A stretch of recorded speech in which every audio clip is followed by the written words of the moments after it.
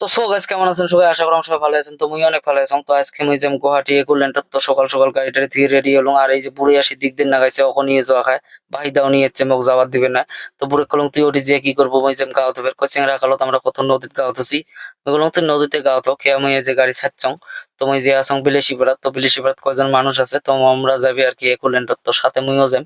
ওই জন্য ভিডিওটা বানবা লিখছং তোমাক দেখার জন্য। তো গাইস মুই প্রায় পেয়ে গেলাম বাঙালিপাড়া পার হলাম আর কি।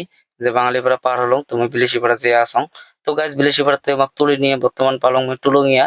তো প্রায় 7:30 বাজে আর কি। তো মোক 10টার ভিতরে আর কি ঠকা লিখবে একুলেন্টত। তোমরা কে আছে তো। তো গাড়ি দিছং পেদানি তো রাস্তা অল্প সরি সরি পড়ি আছে। তো গাইস ফাইনালি আসি পৌঁছে গেলাম একুলেন্টত।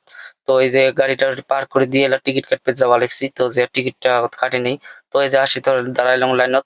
তো এতে একটা টিকিটের প্রাইস হল 700 টাকা করি একজন মানুষের। তো টিকিটটা কাটে নিয়ে ভিতরে ঢুকবো। এবার ভালো লাগছেন তোমরা।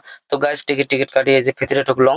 ভিতরে ঢুকি তো ওই মজা লাগিয়েছে আর এতে শুনলাম বহুত কিছু চোরা বস্তু আছে দেহে বেরো লিখছং না ওটাও মানে বহুত কিছু আছে। তো আজকে আবার চড়ি নেমো তারপরে গা ধমো তো খানিক পরে আসি এলে ছাপাইল পারমো।